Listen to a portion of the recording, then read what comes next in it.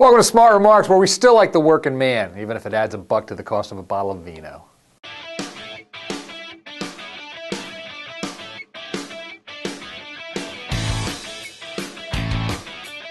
So Pennsylvania Governor Tom Corbett has proposed selling the state store system. He becomes the latest in a long line of governors and legislators to talk about getting rid of the Pennsylvania Liquor Control Board and making wine, beer, and liquor more accessible, easier to buy here in Pennsylvania. I support the proposal to an extent because if you've ever tried to buy alcohol here in Pennsylvania, you'll know what a pain in the butt it is.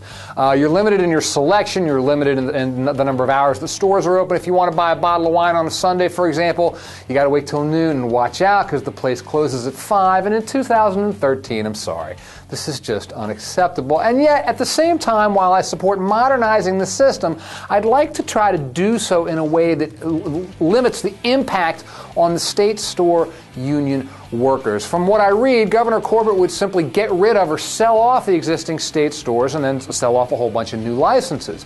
Idling, I guess, 3,500 union workers in the process. Now they might wind up getting a job with some of the people who buy these new licenses, but do you think they'll be paid union wages? Do you think they'll be paid a decent wage? Do you think they'll get decent benefits?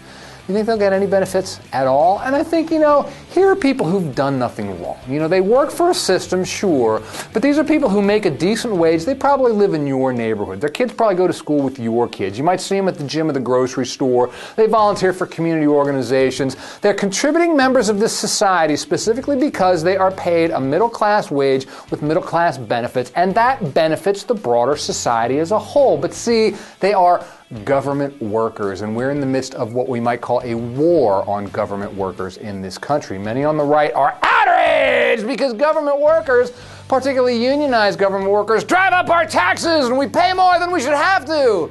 And unions, of course, are big supporters of Democratic politicians. But I get this idea that it's not just that some on the right hate unions as sort of an organized force.